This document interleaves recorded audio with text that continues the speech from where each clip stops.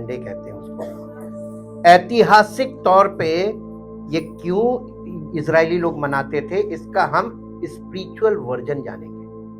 Point number 2, फिर वो जो हफ्ता शुरू होता है, वो हफ्ता शुरू होता है कहते हैं पैशन वीक। उस हफ्ते में प्रभु यीशु मसीह थर्सडे को पकड़े गए थे, फ्राइडे को क्रूसीफाई हुआ था, सैटरडे को विश्राम किया था और संडे को पुनरुत्थान।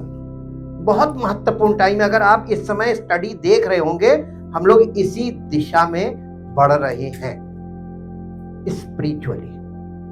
अब आपको एक बहुत इंपॉर्टेंट बात जहां से हम आज शुरू करना चाहते हैं। सबके पास बाइबल है, लेकिन सबके पास दृष्टिकोण नहीं है। बिब्लिकल दृष्टिकोण जिसको बोलते हैं, परमेश्वर का नजरिया, from the Bible for us. दृष्टिकोण, आपके पास दृष्टि है, आपके पास एजुकेशन है, you are educated, you can read the Bible, can not apprehend it, उसको आप अंडरस्टैंड नहीं कर सकते हैं। ये वाला जो कुश्ती आज दुनिया में लोग लड़ रहे हैं पवित्र आत्मा के विरोध में, धराशायी हो जाएंगे। अभी तो आपको झलक दिखाई है, तो उससे आपको पता चल गया होगा कि जो हम समझते थे वो है नहीं। अब आपको एक और चीज बताते, धीरे धीरे देखिए, मनुष्य के मन की आंखें ज्योतिर्मय धीरे धीरे होती है। ये प्रोग्रेशन ऑफ लाइट से हमको सीखना नेचुरली। जब सूर्य उदय होता है उस समय उसकी रोशनी, और फिर प्रोग्रेशन ऑफ लाइट आप देखिए, ये नेचुरल आपको यानी जनरल रेवलेशन से आप देख सकते हैं। और दोपहर के टाइम तक, यानी दोपहर का मतलब होता है दोपहर निकल जाना, और बाइबल में पहर बताए गए हैं। 3 घंटे का एक पहर होता है, और 6 घंटे का 2 पहर, और 6 घंटे के बाद तीसरा पहर जो होता है वो तीसरा पहर कहलाता है। 3-3 घंटे के पहर होते हैं। तो ये आप प्रोग्रेशन ऑफ लाइट भी देखिए, और ये प्रोग्रेशन ऑफ लाइट को भी डिवाइड किया गया है in the word of God between the old testament and the new testament. आपने अगर ध्यान दिया होगा तो मैंने आपको बताया था कि परमेश्वर ने पहले दिन, दूसरे दिन और तीसरे दिन डिवीजन का काम किया था, सेपरेशन का। फर्स्ट जो वो है क्रिएशन, जो फर्स्ट क्रिएशन में हुआ वही रिक्रिएशन में होगा, यानी हमारे जीवन में नई सृष्टि बनाने में भी वही ऑर्डर चलेगा। क्लियर? अब आपको एक बात बताते हैं, इसका मतलब बाइबल कुछ और बता रही है जो अभी फिजिकल माइंड उसको अंडरस्टैंड नहीं कर रहा है। वो क्या बता रही है? आपको हर चीज अगर एक ही दिन में बताई जाए, आपके दिमाग से स्लिप हो जाएगी, यू मिस द पॉइंट। इसलिए परमेश्वर, रोटी को हम कैसे खाते हैं? टुकड़ों में। तो हम परमेश्वर के वचन को टुकड़ों में ही समझ सकते हैं, एक बार में उसको यूं करके नहीं खाया जा सकता। तो ये प्रिंसिपल्स हैं। ओल्ड टेस्टामेंट और न्यू टेस्टामेंट के बीच, ओल्ड टेस्टामेंट में जो कुछ भी हमको पढ़ने को, देखने को, समझने को मिलता है, वो सब उसको बोलते हैं टाइप, TYPE, टाइप। एक चीज दिखाई जा रही है, उसका एक स्वरूप दिखाया जा रहा है, और नए नियम में एंटी टाइप है, उस टाइप का एंटी टाइप है। इसका मतलब नए नियम में उस चीज का विपरीत है। अब आपको कुछ एग्जाम्पल देते हैं छोटे छोटे। जैसे लोग कहते हैं मैं प्रभु को कभी नहीं छोड़ूंगा, कभी ये दावा मत कीजिएगा। करेक्ट योरसेल्फ, अपने आप को यहां पर करेक्ट कीजिए। आप उसको देख सकते नहीं तो उसको छोड़ने का दावा मत कीजिएगा। मनुष्य क्षण भर में उसको छोड़ देता है, और बाइबल इस बात का प्रमाण देती है, लिखित प्रमाण। पतरस उसके साथ था, क्रूसीफिक्शन तक यीशु मसीह के कौन गया? कौन चेला साथ में गया? अकेला गया ना। जंगल में जब वो गया पवित्र आत्मा के द्वारा, तो कौन उसके साथ गया? नहीं कोई जा सकता। एक व्यक्ति ने आकर यीशु मसीह से कहा कि मुझे आज्ञा दे कि मैं तेरे पीछे, जहां तू जाए वहां तेरे पीछे चलो। उसने कहा ना, तू जा वापस, तू जा वापस, मेरे पास रहने की जगह नहीं। वहां पर उसने कहा कि लोमड़ियों के भट्ट होते हैं, पक्षियों के घोंसले होते हैं, लेकिन मनुष्य के पुत्र के लिए इस पृथ्वी पर सर रखने की जगह नहीं। उसने बता दिया तुम मेरे पीछे चल नहीं पाओगे, क्योंकि मेरे पीछे तुम मेरे साथ साथ नहीं चल पाओगे। मालूम क्यों किया? वहीं पर दो चीजें दी हैं, टाइप और एंटी टाइप वहां पे दिया है। और एक लड़का जो अपने पिता को लेकर जा रहा था फ्यूनरल करने के लिए, उससे कहने लगा मेरे पीछे हो ले। अरे एक आदमी अपने आप को अवेलेबल कर रहा, प्रभु मुझे आज्ञा दे मैं तेरे पीछे पीछे चलूं, उसको वापस रास्ते भेज दिया। और एक जो वापस एक किसी काम से जा रहा, महत्वपूर्ण काम से, फ्यूनरल बहुत महत्वपूर्ण काम है, अंत्यक्रिया, उसे कहने लगा मेरे पीछे हो ले। उसने कहा मेरे को आज्ञा दे मैं अपने पिता को दफन कराऊं, फिर मैं आकर तेरे पीछे। उसने कहा ना, मुर्दों को मुर्दे काटने तू मेरे उसी समय चल। आज्ञा थी, ऑप्शन नहीं था। प्रभु के पीछे चलने की आज्ञा नहीं, आज्ञा है, ऑप्शन नहीं है। आज लोग प्रभु के पीछे ऑप्शनल आते हैं। प्रिंसिपल देखिएगा, क्यों यीशु मसीह ने ऐसा किया? कभी आपने अपनी बुद्धि में ये चीज सोची? बहुत लोग आज भी प्रभु की सेवा में अपने आप को, प्रभु मुझे, मैं तेरी सेवा करूंगा, प्रभु मैं तेरी सेवा करूंगा, कहता ना तू जा। क्यों मना करता है ये बताइए ना? ये भी रीजन नहीं। क्या रीजन है? कोई नहीं पहुंचेगा उस पॉइंट पर। जब कोई व्यक्ति अपने आप को प्रभु के लिए यानी ये अपनी इच्छा प्रकट करता है, प्रभु मैं तेरी सेवा करूंगा, मना क्यों करता मालूम है? मेरी इच्छा से मैं प्रभु की सेवा नहीं कर सकता हूं। जैसे इजरायली लोग अपने मन की इच्छा से बलिदान चढ़ाते रहे, सारी जिंदगी बलिदानों में फंसे रहे।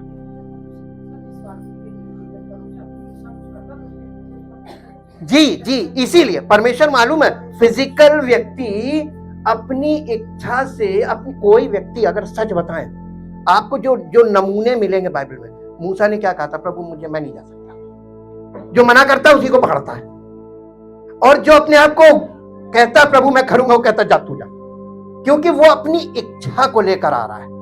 और परमेश्वर उस व्यक्ति को पकड़ता है जो परमेश्वर के पीछे चलना नहीं चाहता, उसको कहता तू जा। वो जा रहा था अपने रास्ते, अपने काम से, उसको बुला लिया कि तू मेरे पीछे बोले। उसने कहा प्रभु निवेदन करने का, मुर्दों को मुर्दे काटने से जो परमेश्वर से दूर भागेगा, जब परमेश्वर किसी को पकड़ता है ना, वो व्यक्ति परमेश्वर से दूर भागता है और उसको भागने नहीं देगा। ऐसी खाइयां रखता है, पर तुम भाग के देखो घाघड़ अब तक गिर गया, अब तो पुकारोगे प्रभु निकाल, कहने आजा मेरी शरण, भागेगा? मैं उसका भुक्त भोगी हूं। बहुत कोशिश की भागने की, ऑप्शंस भी मिले, कोशिश भी की, लेकिन खाई में कूदा के उसने वापस डेड एंड में फंसा देगा। जाओ, हालेलुया। इसलिए भाग नहीं सकते। और जिसको वो, जो लोग उसके सामने अपने आप को प्रभु मैं तेरी सेवा करना, कहता तू जा, क्योंकि वो अपनी इच्छा से प्रभु की सेवा कोई नहीं कर सकता। पहली बात, टाइप और एंटी टाइप में हम लोग स्टडी कर रहे हैं। मैं आपको एक दृष्टिकोण दे रहा हूं। अब बाइबल को, पुराने नियम में जो कुछ भी दिखाया जा रहा है, नए नियम में जस्ट उसका ऑपोजिट है। पुराने नियम में इजरायली लोग परमेश्वर के लोग कहलाते थे, क्योंकि उनके बीच में परमेश्वर की उपस्थिति थी तंबू के रूप में। लेकिन कितने लोग परमेश्वर की इच्छा से जीवन बिताते थे और परमेश्वर की इच्छा के विरोध में जीवन बिताते थे, ये आपको वहां देखने को मिलेगा। एक भी व्यक्ति, यहां तक कि प्रीस्टहुड भी परमेश्वर की इच्छा नहीं पूरी कर रहा था। 1500 सालों का रिसर्च रिपोर्ट है परमेश्वर के पास मनुष्य को लेकर, क्योंकि वो लोग बॉर्न अगेन नहीं थे और हो भी नहीं सकते थे।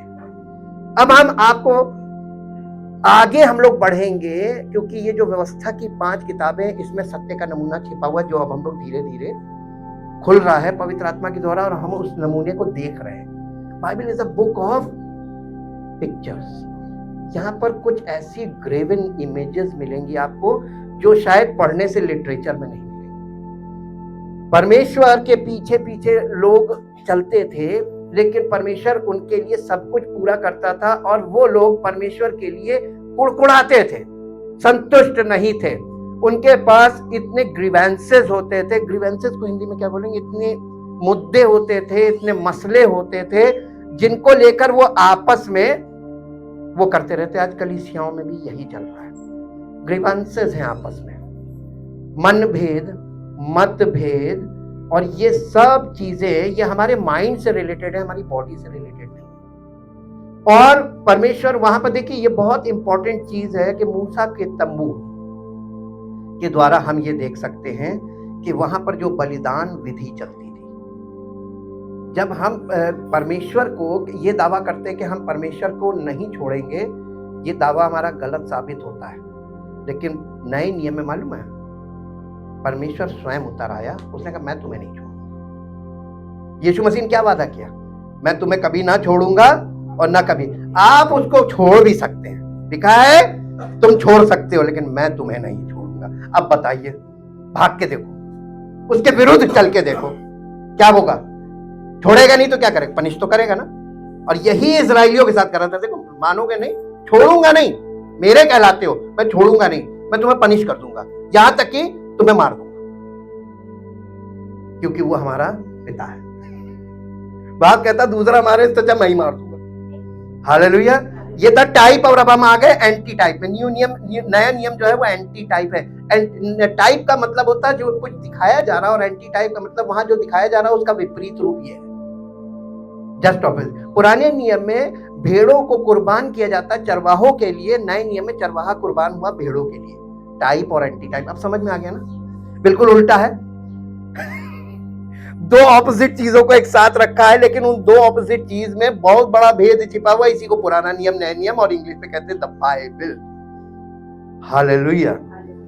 ये जिंदगी की किताब है, जिंदगी बदल देने वाली किताब है। यीशु मसीह का बलिदान जो उसने क्रूस पर किया है, इसके असली रूप को हम लोग अब एंटर कर रहे हैं इस हफ्ते में। आज तो आपको सिर्फ थोड़ा सा होलसेल बोलेंगे, और इसको डिटेल में पूरे हफ्ते आपको सुनना पड़ेगा, तब आपकी समझ में आएगा कि है क्या। मेरे साथ एक पद निकालिए जो आपको मिलेगा उत्पत्ति की पुस्तक, उसका 8 अध्याय, उसका 20 पद। उत्पत्ति की पुस्तक, उसका 8 अध्याय, उसका 20 पद। तब नूह ने यहोवा के लिए एक वेदी बनाई, और सब शुद्ध पशुओं और सब शुद्ध पक्षियों में से कुछ कुछ लेकर वेदी पर होम बलि चढ़ाया। क्या चढ़ाया, इस पे ना जाइएगा, वो लेविटिकल सिस्टम में बाद में आ गया था, क्या चढ़ाना क्या नहीं चढ़ाना। मेन चीज है उसने जो बलि चढ़ाई, उस बलि को क्या बोला गया? होम बलि। होम बलि को इंग्लिश में कहते हैं बर्न्ट ऑफरिंग। बर्न्ट ऑफरिंग में इसको बोला किसने था कि चढ़ाओ ना? परमिशन ने कहीं नहीं, ऐसी कोई आज्ञा नहीं दी। हम थोड़ा और पीछे चले जाएं, जब और पीछे जाते हैं तो काइन और हाबिल ने भेंट चढ़ाई। वो कौन सी भेंट थी? हाबिल ने क्या चढ़ाया था? पशु की कुर्बानी की थी, वो भी होम बलि थी। होम बलि का मतलब क्या होता है? जब हम लेविटिकल प्रीस्टहुड में आते हैं, यानी मूसा के तंबू में आते हैं, जहाँ लेविटिकल प्रीस्टहुड चल रहा था, लेवी व्यवस्था चल रही थी, उस व्यवस्था में मालूम 5 बलियां थी। इंग्लिश में, हिंदी में बलि बोला गया है, लेकिन हिंदी में क्या बोला गया मालूम है? इंग्लिश में क्या बोला गया? सैक्रिफाइसेस और ऑफरिंग बोला गया। ऑफरिंग, किसी चीज को कुछ भेंट देना, ऑफरिंग। हिंदी में क्या बोला गया? बलि।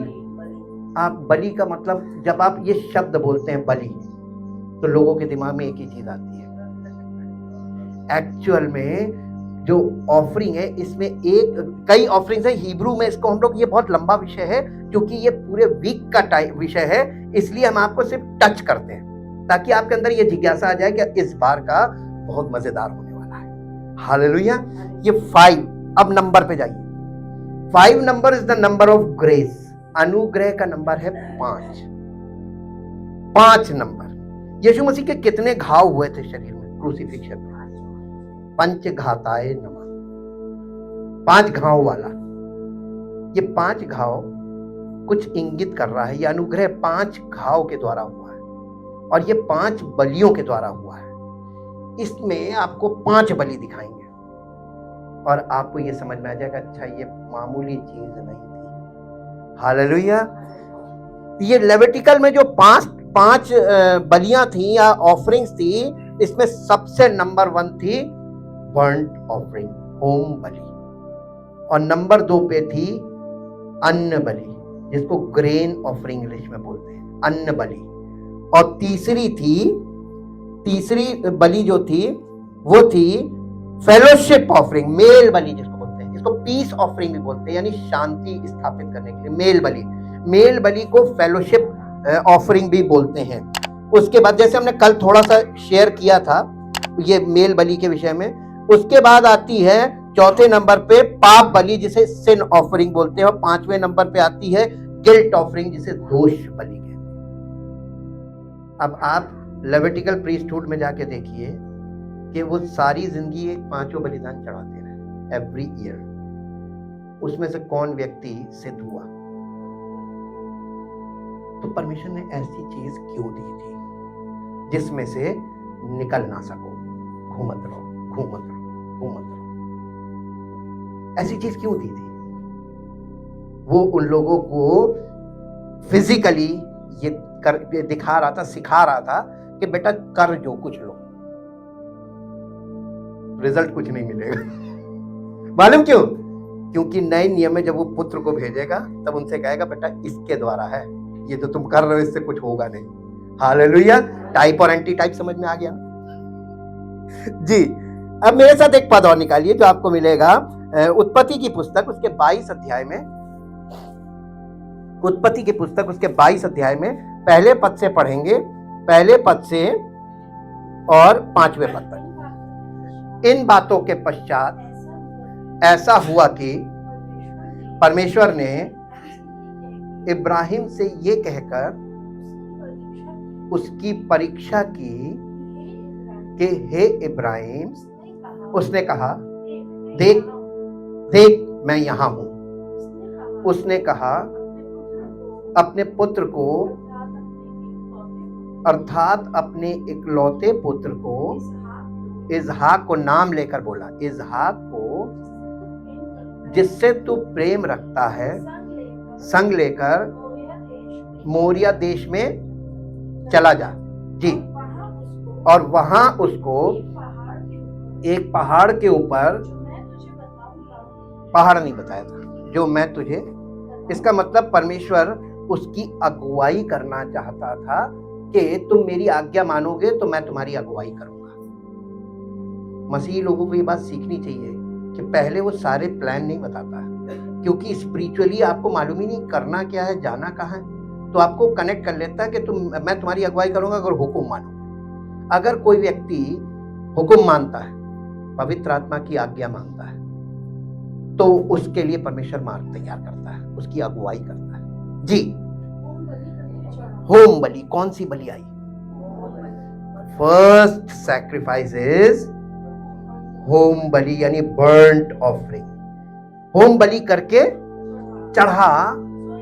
सो इब्राहिम उस विचलित क्यों नहीं हुआ ये बताइए? एक पिता, एक उसकी पत्नी बांझ थी और उसी बांझ स्त्री के द्वारा परमेश्वर ने उसे एक पुत्र दिया। बड़ी मुश्किल से तो बुढ़ापे में एक पुत्र मिला है। प्रभु ने क्या कहा? इसको मेरे लिए होम बलि करके। अभी आपको होम बलि की मीनिंग नहीं मालूम, इसलिए आप लोग डाइजेस्ट करते हैं, अरे बलिदानी तो करने गया था ना, इसके अंदर भेद है। होम बलि करके चढ़ा और इब्राहिम ने क्या कहा? प्रभु कोई कुछ और मांग ले, प्रभु ये मत मांग। हाँ, अब आप यहाँ पे 2 मिनट रुक जाइए। प्रभु आपसे आपका कीमती समय मांगेगा, जिस समय, देखिए वो लड़का जा रहा था अपने पिता की अर्थी को लेकर, प्रभु का मेरे पीछे हो गया। कठिन है, सच बोलिएगा, है ना? लेकिन यहीं पर आपका प्रेम सिद्ध होता है। आप अब्राहम की लाइफ को देखिए, उसने इफ और बट नहीं किया, यहां तक कि अपनी पत्नी को भी नहीं बताया। मालूम क्यों? बताइए क्यों? हाँ, वो रोकती। जब आप मसीह के पीछे चलेंगे आपको किसी को बोलना नहीं है, एकला चलो फॉर्मूला, बंगाल में लोग कहते हैं एकला चलो। सच्चाई के रास्ते में आपको अकेले चलना पड़ेगा। और यीशु मसीह उसका एग्जाम्पल और है। अब्राहम का आखिरी, the seed of Abraham Jesus Christ, उसने भी अकेले चल के दिखा दिया, लेकिन हमको अकेले चलने को नहीं बोला, हमें एक सहायक दिया है और वो है पवित्र आत्मा। हालेलुया। तो आपको कैसे चलना है? अब्राहम से सीखिए और यीशु मसीह से सीखिए। एंड टाइप और एंटी टाइप दोनों हमारे सामने। जी, अपने गधे पर काठी कस के अपने 2 सेवक, देखिए 2 नंबर 2 नंबर जो है बहुत इंपॉर्टेंट है। 2 या 3 गवाहों से किसी भी बात की पुष्टि होती है, तो 2 लोग साथ में होने चाहिए गवाह। अब्राहम अकेला नहीं किया, बेटे को बलिदान करना था तो बेटे को तो लेके जाना था, 2 को जाना था, लेकिन गए 4। 4 number is the number of ministry, सेवकाई का नंबर है जी। और होम बलि के लिए लकड़ी चीर ली, तब कूच करके उस स्थान की ओर चला गया जिसकी चर्चा परमेश्वर ने उससे की थी। देखिए यहां पर भी गुप्त कर दिया है जी। तीसरे दिन, देखिए फिर आया number 3। Third day is very important throughout the Bible. Third day, Yeshu Masih किस दिन जी उठा था? तीसरे दिन। तीसरे दिन उसने आंख उठाकर देखा, उस स्थान को दूर से देखा और उसने अपने सेवकों से कहा, गधे के पास, दोनों सेवकों को कहा तुम लोग यहीं ठहरो। अब देखिएगा आगे, ये लड़का और मैं वहां तक जाकर दंडवत करके, इंग्लिश में लिखा वर्शिप करके फिर तुम्हारे पास लौटाएंगे। इसको इंग्लिश में पढ़ दीजिए। कौन सी वर्ष थी? 5। And Abraham said to his servants, settle down and stay here with the donkey, and I and the young man will go yonder and worship and come again to you. Abraham को ने क्या बोला था? मैं दुखी था, मैं क्या बताऊं, परमेश्वर ने मुझसे ये बेटा मांग के बड़ी मुश्किल से तो दिया उसी ने था। अरे इतनी विषम परिस्थितियों में दिया था, अब कह रहा है इसे दे दो। अब पता नहीं हो कि ना हो। जब लोग परमेश्वर से कुछ प्राप्त कर लेते हैं ना, उससे इतना लगाव करते हैं, वहीं पे टेस्टिंग आती है। जिस चीज को आप परमेश्वर के और आपके बीच में जो चीज आपको समेट लेती है, आकर्षित कर लेती है, अपने आप में बांध लेती है, वो परमेश्वर बर्दाश्त नहीं करता है। हालेलुया। परमेश्वर ने अब्राहम से क्या कहा था? उसके शब्दों पे ध्यान दीजिएगा। तू एक काम कर, अपने इकलौते पुत्र को, उस पुत्र को जिसे तू बहुत प्यार करता है, उसको लेकर जा मेरे लिए बलिदान का, होम बलि करके जा। होम बलि बार बार हम रिपीट करेंगे होम बलि, क्योंकि इसमें बहुत बड़ा भेद छिपा है जो आपको धीरे समझ में आएगा जी। होम बलि करके चढ़ा दे। अब्राहम बिल्कुल भी विचलित नहीं हुआ। मैंने यहाँ पर देखा कि कोई भी व्यक्ति आज उससे परमेश्वर उसका कीमती समय मांगे, वो बहुत दिल में यानी मजबूर हो जाएगा। प्रभु तुम तो समझते हो, तुम तो जानते हो, प्रभु नहीं हो सकता, प्रभु नहीं हो सकता, हम नहीं कर पाएंगे। लेकिन अब्राहम से ऐसी चीज मांगी थी जो शायद आज किसी से परमेश्वर कह दे, वो व्यक्ति रास्ता छोड़ देगा, मैं नहीं जाता। हालेलुया। मसीही लोग कहां पे फेल होते हैं? परमेश्वर आपसे क्या चीज मांग रहा है, वो नहीं देना मांगते। बाकी प्रभु हमारे पास ये है, ये ले लो। हालेलुया जी। उसने अपने उन सेवकों से क्या कहा? अब्राहम ने वो बात सुनने लायक है। अब्राहम ने कहा कि हम और ये लड़का जा रहे हैं, परमेश्वर को दंडवत करके वापस आएंगे। Yes, both welcome. इसको कहते हैं विश्वास। है किसी के पास? है। आप जब परमेश्वर को अपनी कीमती चीज लेकर जाते हैं, प्रभु आपने मांगी थी, ये लीजिए, लेगा नहीं, सिर्फ टेस्ट करता है। और यही टेस्टिंग में सब फेल हो जाते हैं। हाँ, बिन देखे, यानी बिना कुछ। उसने इतना भरोसा था उसको कि यार दिया तो उसी ने, और ऐसी हालत है इसमें मेरा कोई रोल ही नहीं। और जिसने दिया है वो इस बच्चे को, शायद हम उसकी इच्छा पूरी कर दें, शायद इसको जीवन दान दे दें, पुनरुत्थान हो जाए। वहां पे रेजरेक्शन की जो मेन पॉइंट फोकस करना है मसीही लोगों को। Resurrection of Isaac represents the resurrection of Jesus Christ. This is what we believe. Yeshu Masih के पुनरुत्थान पे विश्वास करना है, उसकी फिजिकल लाइफ पर नहीं। वो तो कुर्बानी का मेमना है, और उसने जो जिंदगी जी है वो ओल्ड टेस्टमेंट की लाइफ जी है। लेकिन पुनरुत्थान के बाद कलीसिया शुरू हुई, तो कलीसिया के लिए कौन सा जीवन होना चाहिए? पुनरुत्थान वाला या फिजिकल लाइफ, वो लेविटिकल प्रीस्टहुड वाला? आज कलीसिया कहाँ फंसी हुई है? लेविटिकल प्रीस्टहुड में फंस गई, मूसा के तंबू में फंस गई, रिचुअल्स में फंस गई। अब एक पद और मेरे साथ निकालिए जो आपको मिलेगा याकूब की पत्री, उसका 2 अध्याय 14 पद से पढ़िए। याकूब की पत्री 2 अध्याय उसका 14 पद से 20 पद तक है। हे मेरे भाइयों, यदि कोई कहे कि मुझे विश्वास है, आप बहुत ध्यान से सुनिएगा, यदि कोई कहे कि मुझे विश्वास है पर वो विश्वास के अनुसार चलता ना हो, कहने का मतलब ये, तो आपका विश्वास कैसा है? डेड फेथ, मरा हुआ विश्वास। विश्वास तो है लेकिन विश्वास के अनुसार आपका जीवन नहीं है। अनमैच्ड लाइफ अबाउट फेथ, विश्वास के अनुसार आपका जीवन मैच नहीं करता है। जी, क्या ऐसा विश्वास कभी उसका उद्धार कर सकता है? Big question.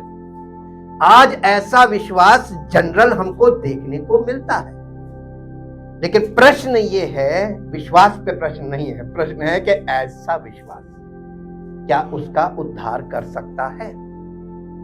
अब आप खुद इस बात में सोचिए कि आपका विश्वास आपका उद्धार कर सकता है? जी,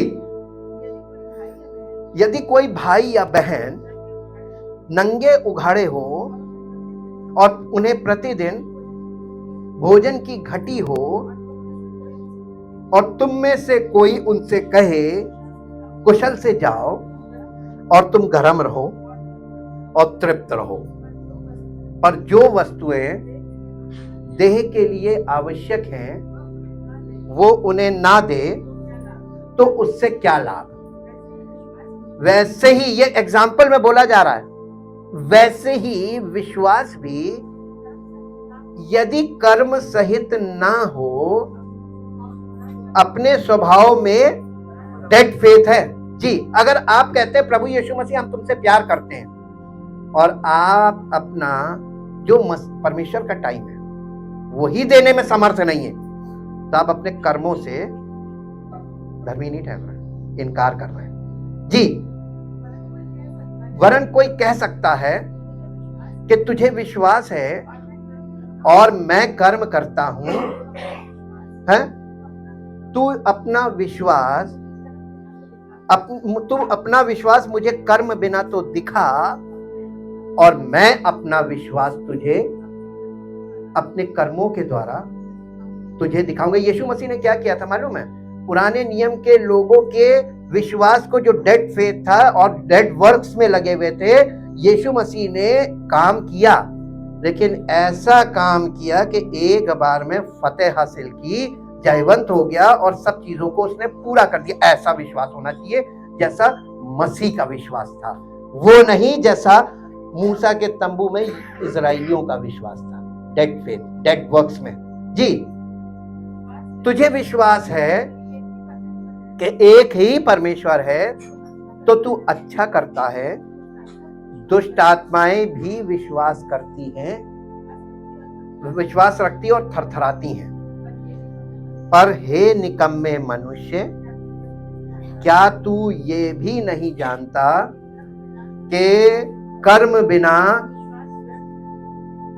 आप अगर मसीही जीवन में मसीही प्रेम, मसीही सहभागिता, परमेश्वर से प्रेम को साबित करने के लिए रखी गई है, कलीसियाई जीवन आपको साबित करेगा मसीह में। और अगर आप कलीसिया में यानी कलीसिया से कट ऑफ रहेंगे तो आप टेस्ट में फेल हो जाएंगे। हालेलुया, कॉन्ट्रास्ट में है। जी, थोड़ी सी कठिनाई भी होगी कुछ पॉइंट पे, जो अभी अब हम वीकली चलेंगे तब क्लियर हो जाएगी। गलातियों की पत्री उसका 3 अध्याय, गलातियों की पत्री उसका 3 अध्याय 6 से 9 पद तक पढ़िए। इब्राहिम ने तो परमेश्वर पर विश्वास किया और ये विश्वास उसके लिए धार्मिकता गिनी गई। तो ये जान लो कि जो विश्वास करने वाले हैं वे ही इब्राहिम की संतान हैं। और पवित्र शास्त्र में पहले ही से, पवित्र शास्त्र वर्ड आया, इसका मतलब पुराने नियम की बात कर रहा है, refer to the old testament. पवित्र शास्त्र में पहले ही से ये जानकर कि परमेश्वर अन्य जातियों को विश्वास से धर्मी ठहराएगा, पहले ही से इब्राहिम को ये सुसमाचार सुना दिया। नहीं, तुझ में से नहीं है, तुझ में सब जातियां आशीष पाएंगी। तो जो विश्वास करने वाले हैं वे विश्वासी इब्राहिम के साथ, इब्राहिम के समान नहीं लिखा है, के साथ, समान में और साथ में फर्क है। इब्राहिम के समान नहीं, इब्राहिम के साथ आशीष पाएंगे। तो इब्राहिम के साथ आप कनेक्ट कैसे होंगे? Through Christ. Christ is the last seed of Abraham. अब आपको ये वाला जो हमने बोला है ना, ये आपके लिए गुत्थी है, लेकिन आपके लिए इजी कर देते हैं। अगर आपको कभी भी बाइबल को हमेशा ऑब्जर्व कीजिए, खोल के पढ़िए जरूर कहाँ क्या है, ताकि आपको ये मालूम रहे कि जो हम बोल रहे हैं वो हम अपने मन से नहीं बोल रहे हैं। जो कुछ वहां पर है एग्जैक्टली वही बोल रहे हैं, एग्जैक्टली वही। और जब आप मत्ती रचित सुसमाचार खोलते हैं तो मत्ती रचित सुसमाचार में सबसे पहले पन्ने में, पहले अध्याय के पहले पद में लिखा है अब्राहम की वंशावली। और अब्राहम की वंशावली को अगर आप काउंट करेंगे जनरेशन को, तो 42 जनरेशन है। The last person of that generation is Jesus Christ. Hallelujah. राजाओं की वंशावली है वो, किंगली लाइन है। अब आप देखिए कि अब्राहम को वहां पे जो उस इजहाक है, इजहाक रिप्रेजेंट जीसस क्राइस्ट, और उसका पुनरुत्थान वहीं पे दिखा दिया था बलिदान में। एक और पद निकाल के पढ़िए, ये कहां तक, 29 तक हो गया। इसका 29 पद पढ़ दीजिए, 3 अध्याय उसका 29 पद, गलातियों 3 उसका 29। और ये भी 29।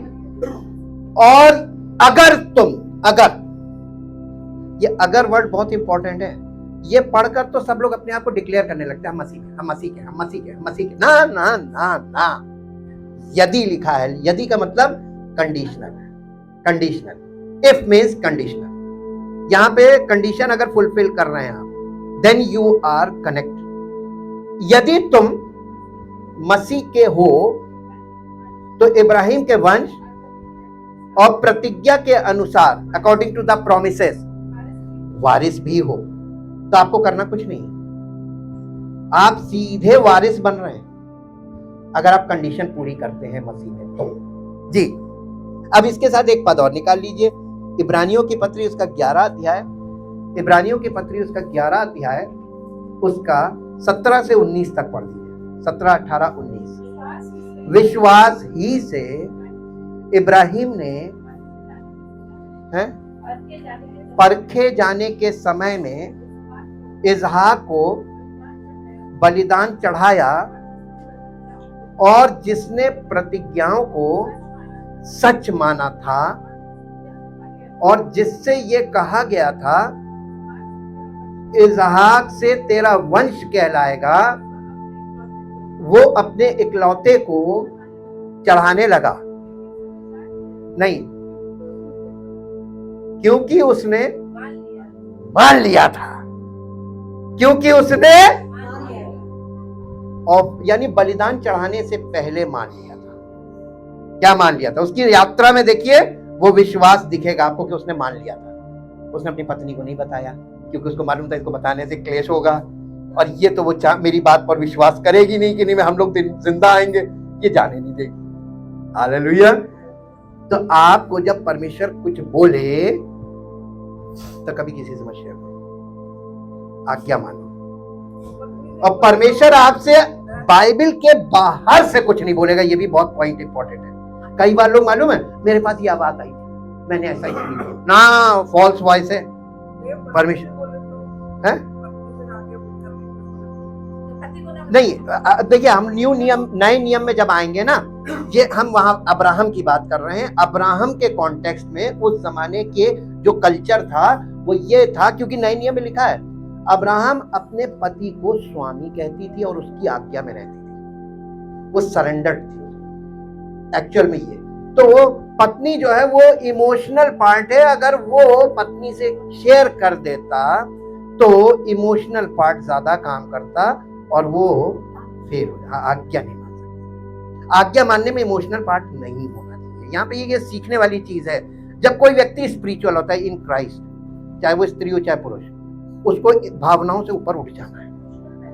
हाँ, वो एकदम जैसे, क्योंकि परमेश्वर के यहाँ स्पिरिचुअली मेल फीमेल नहीं है।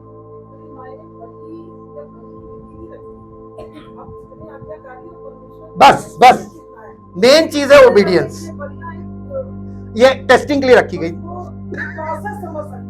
लेकिन उस प्रोसेस में हमारा माइंड का, हमारी जो थॉट प्रोसेस है ये काम कर रहा है। यहाँ पे करेक्शन होता है। देखिए, पढ़िए, क्योंकि उसने जान लिया या मान लिया कि परमेश्वर क्या चीज मानी थी? God is a great God. परमेश्वर, यही बात तो इजरायलियों को समझाने में विफल हो गया था। वो मानने को तैयार नहीं थे कि कर सकता सब कुछ। हमें मिस्र से ले आया, वहां पे देखो ये खाते थे, वो खाते थे, वो खिलाएगा। कितना गुस्सा दिला दे रहे, इरिटेटिंग। आज मसीह में लोग क्या कर रहे हैं? सेम चीज repeated. History repeats itself because of physical life, physical mind, inner self physical. जी, परमेश्वर ने इस बात को मान लिया था कि परमेश्वर सामर्थी है और वो मेरे बेटे को अगर मैं कुर्बान कर दूंगा तो वो जिंदा कर देगा। जी, तो उन्हीं में से दृष्टांत की रीति पर वो उसे फिर मिला। कौन? इसहाक। इसहाक उसको जिंदा मिला, लेकिन ये एक दृष्टांत है। अब जहां दृष्टांत वर्ड आ जाता है, इसका मतलब इसके पीछे एक परमेश्वर का बहुत बड़ा रहस्य छिपा हुआ। वो रहस्य कुछ नहीं था, प्रभु यीशु मसीह का मृत्यु और पुनरुत्थान छिपा हुआ था। Abraham represents God the father, इसहाक रिप्रेजेंट्स जीसस क्राइस्ट। और यीशु मसीह ने वहां पर देखिए क्या मिला उसको? झाड़ी में मेमना। जैसे ही उसने छुरी उठाई कुर्बानी के लिए और छुरी चलाने ही वाला था, एन वक्त पर परमेश्वर कब इंटरवीन करता है? जब आप टेस्टिंग में घर से निकल के चल देंगे ऑन द वे, और जब आप उस स्थान पे पहुंच जाएंगे जहां परमेश्वर चाहता है उसकी उपस्थिति में, तो आपको कुर्बानी कुछ नहीं करनी, बस आपको लाना था यहां तक और आपको जीवन दे देगा। हाँ हाँ हाँ, इसीलिए तो हमने वहां पर एम्फसाइज किया नंबर्स पे, और वहां पे वो कुर्बानी पे, और फिर दृष्टांत यानी पुनरुत्थान। ये दिखा दिया था अब्राहम को प्रैक्टिकली कि इसहाक ही से तेरा वंश चलेगा, अर्थात मसीह के द्वारा अब्राहम का वंश चलेगा। Abraham represent God the father, परमेश्वर का वंश मसीह के द्वारा है। हालेलुया जी। अब एक पद और निकालिए जो आपको मिलेगा, रोमियो की पत्री उसका 12 अध्याय और उसका 12 पद। अब मसीह में मसीही लोगों के लिए पवित्र आत्मा के द्वारा एक संदेश, नहीं, रोमियो 12 अध्याय उसका 12 पद, नहीं 12 अध्याय का पहला दूसरा पद। इसलिए हे भाइयों, मैं तुमसे परमेश्वर की दया स्मरण दिलाकर, ये दया कौन सी दया है जिसे स्मरण दिला रहा? इन द बाइबल परमेश्वर ने किस किस प्रकार से लोगों पर दया की और जीवन दिया, सब कुछ दिया। परमेश्वर की दया वचन के आधार पे, परमेश्वर की दया स्मरण दिलाकर विनती करता हूं अपने शरीरों को जीवित और पवित्र और परमेश्वर को भावता हुआ। अरे तो वो कुर्बानी यीशु मसीह ने मूसा के तंबू में जो रिचुअल्स वाली 5 बलिदान थे, 5 बलियां थी, उनको क्रूस पे पूरा किया। और हमको पवित्र आत्मा के द्वारा क्या कह रहा है? अब तुम अपने शरीरों को जीवित, पवित्र और परमेश्वर को भावता हुआ बलिदान करके चढ़ाओ। कितने लोग आत्मिक सेवा करने को तैयार हैं? हमें वो वाली बलियां नहीं चढ़ानी, हमें खुद को चढ़ाना है। हालेलुया। परमेश्वर ने किसको मांग लिया? मेरी खुदी को, मेरे ईगो को, आई माई सेल्फ। आपको मालूम है बाइबल में इसको बहुत कठिन है लिटरेचर के द्वारा इसको समझा पाना। यहाँ पे परमेश्वर कह क्या रहा है, लेकिन डेमोन्स्ट्रेशन में और इलस्ट्रेशंस के द्वारा ये चीज स्पष्ट की जा सकती है कि यहाँ पे परमेश्वर किस बात का, पौलुस पवित्र आत्मा यानी पौलुस के द्वारा ये कलीसिया के लोगों से क्या निवेदन कर रहा है, इसको कैसे समझेंगे। इसका दूसरा पद पढ़ दीजिए। और इस संसार के, यानी आप अभी संसार में हैं, यू आर द टाइप। आपको एंटी टाइप लाना पड़ता है मसीह में। आपकी जीवन शैली सांसारिक ना हो, आपकी विचारधारा सांसारिक ना हो, आपके इमोशनल जो पॉइंट्स हैं वो सांसारिक ना हो। आपका सब कुछ, योर इनर सेल्फ, भीतरी मनुष्यत्व नई सृष्टि बन जाए। ये है यहां पर जी। परंतु तुम्हारी बुद्धि के नए हो जाने से। चाल चलन कब बदलेगा? हाँ, अब समझ में आया ना। तो आप अपने चाल चलन के द्वारा जो प्रकट कर रहे हैं वो नहीं है जो परमेश्वर चाहता है। और परमेश्वर जो चाहता है वो हम स्वयं से नहीं कर सकते। देखिए, पुराने नियम में समस्या क्या थी? पुराने नियम में जो लोग थे उनके एफर्ट्स को अगर आप देखें, everybody is trying effortly to please God. परमेश्वर को प्रसन्न करने के लिए वो क्या नहीं कर रहे थे, और फिर भी परमेश्वर प्रसन्न नहीं हुआ। क्यों नहीं हुआ? क्यों पे आएंगे? नहीं हुआ ये तो सच्चाई है, लेकिन क्यों नहीं हुआ? नहीं, हम लोगों ने इस हफ्ते में जब दाऊद का तंबू हम लोग स्टडी कर रहे थे, उस बारीक पॉइंट को टच किया था। जब वो वाचा का संदूक वहां से आ रहा था, फिलिस्तीन से आ रहा था इजराइल में, दाऊद उसको लेकर आ रहा था बड़ी खुशी के साथ, बड़े जोश के साथ। जब उसको एक तो नई बैलगाड़ी पर उसको रख के लाया जा रहा था, और उज्जा नामक व्यक्ति ने, वो जब बैलों ने ठोकर खाई तो वो खेत था ना, तो खेत में वो जैसे तिरछा हुआ तो उसने हाथ लगाया कि वाचा का संदूक ना गिरे, सोई मर गया। दाऊद को ये बात बहुत झटका देने वाली थी, ये हुआ क्या और ऐसा हुआ क्यों? दाऊद क्यों पे बहुत चाहता था। तो दाऊद को ये पता चला कि वो, उसने मालूम क्या किया, बीच रास्ते में वहां नहीं ले गया, बल्कि उसको एक व्यक्ति क्या रखवा दिया, अमीनादाब क्या रखवा दिया, वहां पर उसको छोड़ दिया। 3 महीने बाद दाऊद को पता चला कि परमेश्वर के वाचा के संदूक के कारण उसके घर में बड़ी आशीष है। अरे दाऊद ने कहा, अरे ये मेरे से गलती हो गई। क्या गलती? फिर दाऊद ने इस पे सोचना शुरू किया। दाऊद ने लोगों को बुलाया, इजरायली पुरनियों को, और उनसे पूछा कि उज्जा मरा क्यों। उन लोगों ने बताया व्यवस्था के आधार पर कि परमेश्वर ने मूसा के द्वारा ये लिखा है व्यवस्था में कि ये वाचा का संदूक केवल याजकों के कंधों पे जा सकता है, इसको आप अपने तरीके से ना ले जाए। भावना देखिए, नई बैलगाड़ी का मतलब लोगों की भावना थी कि अगर हम परमेश्वर के वाचा के संदूक को, जो बहुत पवित्र है, उसको हम नई बैलगाड़ी पर रखेंगे तो परमेश्वर प्रसन्न हो जाएगा। जब आप अपने तरीके से उसे प्रसन्न करने का विचार करते हैं, आपके मन में जब कोई ऐसा विचार आए कि मैं ऐसा करूं तो प्रभु प्रसन्न हो जाएगा, हमेशा अपने आप को स्टॉप कीजिएगा वचन के आधार में। ना, मेरे तरीकों से अगर प्रसन्न होना होता तो पुराने नियम में उन लोगों के तरीकों से हो गया। हालेलुया। परमेश्वर आपके तरीकों से प्रसन्न, उसने वचन क्यों दिया हमको? अगर हमको सबको अपने ही अपने तरीके से करना था तो उसने वचन क्यों दिया? हालेलुया। और वचन तो दिया पुराने नियम को जितनी बातें उसमें लिखी थी, व्यवस्था को यीशु मसीह के द्वारा पूरा क्यों किया अगर उसी में सब कुछ ठीक था? और यीशु मसीह को फिर पुत्र को क्यों दिया? और पुत्र के द्वारा वो हमें क्या देना चाहता है, वो लोग प्रसन्न क्यों नहीं कर पाए? आपके सब सवालों के जवाब एक लाइन में नहीं है, आपको पार्ट्स में मिलेगा। नई गाड़ी पर रखा, उसको लेके जा रहे थे। पहली बात तो नई गाड़ी उनका अपना विचार था, वो परमेश्वर को प्रसन्न करने के लिए कर रहे थे, लेकिन परमेश्वर मनुष्यों की विधियों से प्रसन्न नहीं होता है।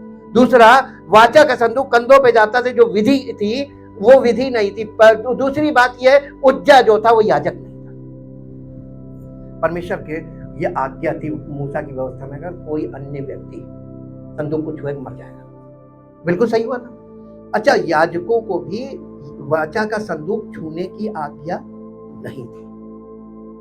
अब उसका एक रीजन आता है, परमेश्वर ने उसमें डंडे किया, संदूक को ना छूना, कंधे पर डंडे को दूर से, डंडे निकले होते थे। जैसे डोली होती थी तो डोली बीच में होती थी, आगे भी डंडा पीछे भी, तो वो डोली को कंधे पे लेके जाते थे। बड़ा अच्छा इलिस्ट्रेशन है कि वो कंधे पे लेके जाते थे। ये एक तरीका था, और जिस तरीके परमेश्वर, इस तरीके से कंधों पे लेकर चलना होता था, और याजक भी उसको छूता तो इसका मतलब परमेश्वर को कोई, उसके वाचा के संदूक जहां उसकी उपस्थिति होती है, उसको कोई टच नहीं कर सकता था। ये लेसन्स है। उसके बाद वहां पर दाऊद के, जब हम इतिहास पढ़ रहे थे, याद कीजिएगा, फिर से रिवाइंड करके सुनिएगा, एक पॉइंट मैंने एक वर्स पढ़वाई थी। दाऊद को याजकों ने व्यवस्था से बताया, कहने लगे कि परमेश्वर की खोज तो तुमने की, उसके वाचा के संदूक को खोज लिया तुमने, उसकी उपस्थिति को खोज लिया। उस उपस्थिति को लाने का जो तरीका था परमेश्वर के नियम के अनुसार नहीं था, इसलिए उज्जा मरा था। हालेलुया। अगर हम नियम के अनुसार उसकी खोज नहीं करेंगे तो आपको परमेश्वर तो नहीं मिलेगा, पता नहीं कोई और आत्मा मिल जाएगा। हालेलुया। बहुत सी आत्माएं हैं, केवल परमेश्वर आत्मा नहीं है। तो आपको अंतर कैसे पता चलेगा? तो यहाँ पर जो वो पौलुस कह रहा है, होम बलि का जो मतलब होता है, वहां पर होम बलि को हिब्रू में जो शब्द किया गया ओहेल, ओहेल का मतलब होता है, होम बलि रिप्रेजेंट्स असेंडिंग, समथिंग असेंडिंग। आप देखिए, मूसा के तंबू में जाते थे, सबसे पहले होम बलि की वेदी थी, जिसे पीतल की वेदी कहते हैं। उसके ऊपर अंगीठी की तरह वो झंझरी लगी होती थी, और ऊपर नीचे से आग जलती थी, और ऊपर पूरे पशु को भूना जाता था बलि करने के बाद। लहू तो अंदर जाता था चढ़ाने के लिए, लेकिन उसकी पूरी देह को जला दिया जाता था, बर्न किया जाता था, और जब जला दिया जाता था उसका धुआं ऊपर उठता था।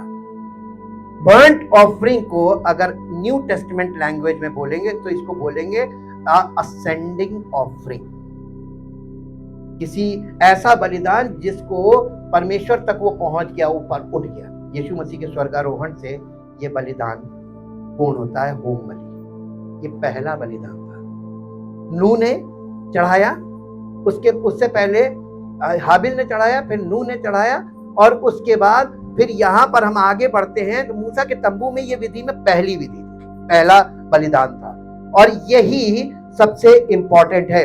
और पौलुस यहाँ पर 12 अध्याय के पहले दूसरे पद में जो कह रहा है वो होम बलि के लिए कह रहा है। होम बलि का मतलब होता है आप ना रहें, बल्कि आप में मसीह हो जाए।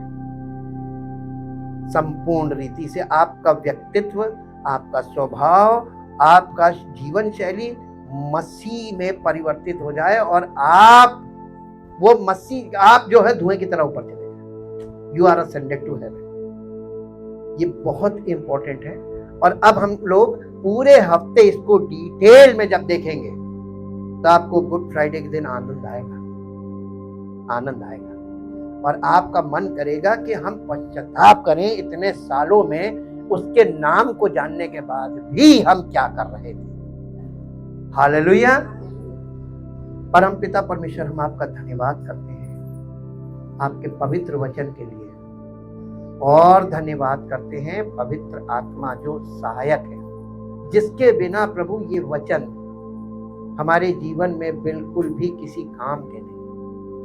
हम इनकी भाषा पढ़ सकते हैं, हम इनके शब्द पढ़ सकते हैं, लेकिन प्रभु उसमें जो भेद छिपे हैं, बिना पवित्र आत्मा के ये भेद हमें नहीं पता चल सकते। और जब तक हमारे जीवन में ये भेद नहीं प्रकट होते, तब तक हमारा जीवन जैसा आप चाहते हैं वैसा होना संभव नहीं है। प्रभु आज अपने आप को और यहाँ पर उपस्थित सभी लोगों को आपके सामने समर्पित करते हैं और ये कहना चाहते हैं, प्रभु हम सब आपके अपने आप को आपको समर्पित करके ये कह रहे हैं, प्रभु हमारे जीवन को आप अपनी इच्छा और योजना के अंतर्गत जैसा आप चाहते हैं, जो बनाना चाहते हैं, जैसे आप चलाना चाहते हैं, हम सब मिलकर वैसे ही चलें, वैसे ही जीवन व्यतीत करें। हमारे विचार आपके वचन के अनुसार समान हो जाए, एक हो जाए, और हम एक आत्मा और एक मन के तैयार हो जाएं, ताकि प्रभु आने वाले समय में हम सबके जीवन से आपकी वो महिमा प्रकट हो जो होनी चाहिए वचन के अनुसार, ताकि आपका नाम महिमा पाए। धन्यवाद के साथ इस प्रार्थना को प्रभु यीशु मसीह के पवित्र नाम से मांगते हैं, आमीन।